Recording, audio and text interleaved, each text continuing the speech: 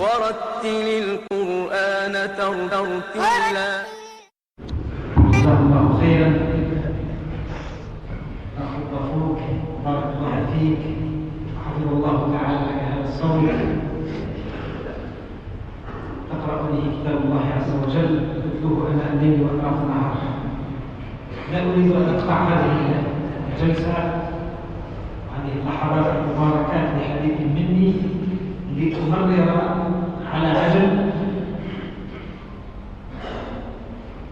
إلى الشيخ الأستاذ محمد زراقة إمام خطيب بمسجد الفضيل الوكيلاني السوامع بلدية سحاوة، قارئ آخر مقرئ من مقرئين وحمل في كتاب الله عز وجل، سادتنا الذين نحبهم ونستنير بزيارة هذه التي زارها لنا، ربي إن شاء الله يبارك فيه ويحفظها، لنسمع منه ليحلل قرينه أيضا كما فعل المشايخ. والحق أقول كما تقول الحكمة: رحم الله عبدا عرف قدر نفسه. إذا كان أخي القارئ الشيخ ياسين ومثله القارئ الشيخ عبد الحكيم لا يقرون بلفظ المقرئ، فماذا أقول لك؟ أنا صراحة ليس تواضعا، أنا دونهم في القراءة، يعني حقيقة مشتغل منذ سنوات بالخطابة والتدريس. كنت سابقا إماما معلما في الصلوات، ودائما إذا تحيلت لي فرصة أتخطى لأصلي خلفهم الصلوات، إما عند الشيخ القارئ ياسين أو القارئ الشيخ عبد الحكيم. تنتظرون أن أحدث بكم الإمام، لكن قادني إليكم كما قال الشيخ عبد الحكيم: الحب في الله. وما أردت أن أرفض طلب أخينا الذي سررت أن ستكون رحلتي معهم، فهم القوم لا يشقى بهم جليس. أشكركم على كرم الضيافة أولا حتى لا أتلف حق واحد منكم. وقبل أن أقرأ عليكم آيات بينات أقف عند نقطة عظيمة، وهي أنه يتوجب علينا أن نحمد الله تبارك وتعالى على نعمة عظيمة التي حبانا إليها سبحانه وتعالى دون غيرنا من الأمم، وهي نعمة عظيمة أن حفظ لنا كتاب الله عز وجل وضيع الكتب الأخرى. وستعلمون أو تعرفون السبب في ذلك لما أسوق إليكم هذه القصة اللطيفة. روى الإمام القرطبي رحمه الله تعالى في تفسيره بإسناد جيد إلى يحيى بن أكثم رحمه الله تعالى قال: كان للمأمون وهو أمير إذ ذاك رحمه الله تعالى مجلس نظر. يعني المأمون في خلافته كان له مجلس ينظر في أحوال الناس، فدخل في جملة جلسائه رجل يهودي. قال يحيى بن أكثم: حسن الثوب حسن الوجه طيب الرائحة. قال: فتكلم فأحسن الكلام والعبارة. قال: فلما تقوض المجلس، يعني انصرف الناس، دعاه المأمون إلى مجلسه وقال له: إسرائيلي؟ قال: نعم. فقال له المأمون: أسلم حتى أفعل بك وأصنع، ووعده خيرا. فقال اليهودي: ديني ودين آبائي، يعني لا أترك ديني ودين آبائي. قال ثم انصرف وخرج. قال فلما كان بعد سنة جاءنا مسلما لذلك اليهودي فتكلم فأحسن الكلام في الفقه. قال فلما تقوض المجلس انتهى المجلس دعاه المأمون رحمه الله تعالى فقال له ألست صاحبنا بالأمس يعني اليهودي؟ قال بلى. قال فما كان سبب إسلامك؟ فقال اليهودي لما خرجت من عندك وأثر في كلمتك بأن عرضت علي الإسلام أردت أن أمتحن هذه الأديان فعمدت إلى التوراة فكتبت منها وأنت تراني حسن الخط.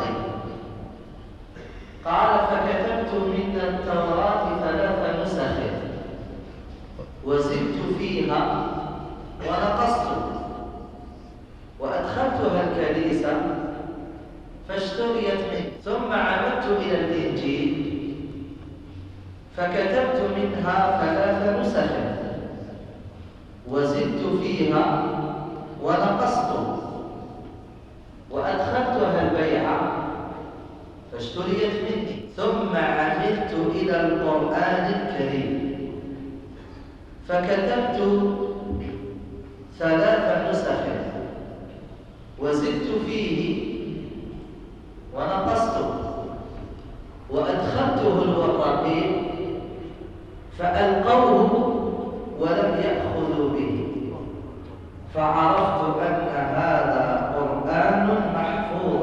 قال يحيى بن أكثر رحمه الله فحججت تلك السنة فلقيت سفيان بن عيينة رحمه الله تعالى كان إماما في الحديث. قال فقصصت له الخبر. قال فقال سفيان رحمه الله مصداق ذلك في قول الله تبارك وتعالى بما استحفظوا من كتاب الله يعني التوراة والإنجيل فجعل الله حفظهم إلى الناس فضيعوا. ومصداق ذلك قول الله تعالى إنا نحن نزلنا الذكر وإنا له لحافظون فتكفل الله بحفظه فحفظه له. هذه نعمة عظيمة كثير من الناس لا يعرف قدرها.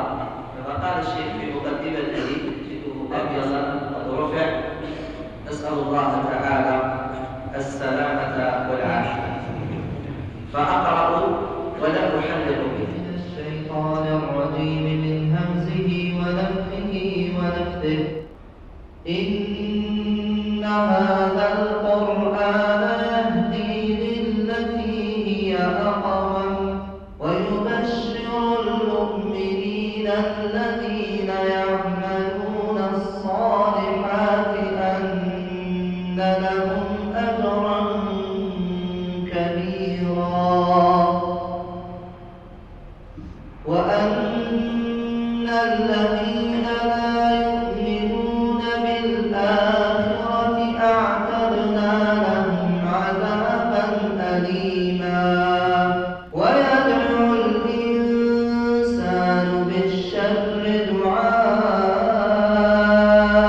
دعاءه بالخير وكان الإنسان عجولا. وجعلنا الليل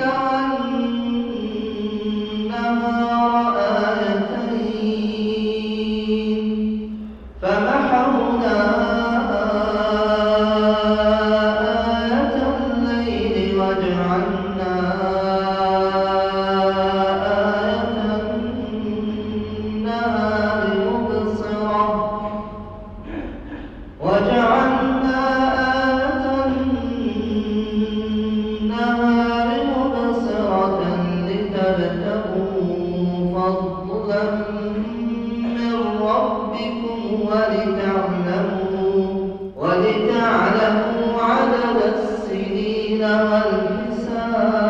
والحساب وكل شيء فصلناه تفصيلا وكل إنسان ألزمناه طائره في عنقه ونخرج له يوم القيامة كتابا يلقاه منشورا اقرأ كتابك كفى بنفسك اليوم عليك حسيبا من اهتدى فإنما يهتدي لنفسه ومن ضل فإنما يضل عليها ولا تزر وازرة وزر أخرى وما كنا معذبين حتى نبعث رسولا وإذا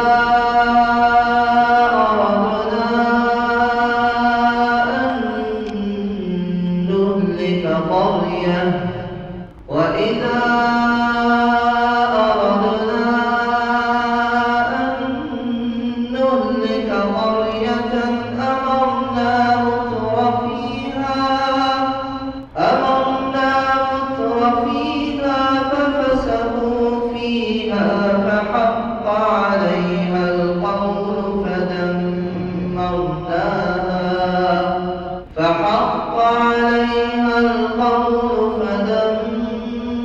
فدمرناها تدميرا وكم أهلكنا من القرون من بعد نوح وكفى بربك بذنوب عباده خبيرا بصيرا من كان يريد العاجلة عجلنا له فيها ما نشاء لمن نريد ثم جعلنا له جهنم يصلاها مذموما مدحورا ومن أراد الآخرة وسعى لها سعيها وهو مؤمن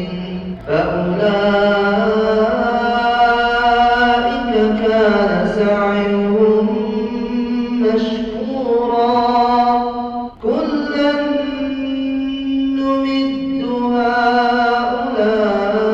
هؤلاء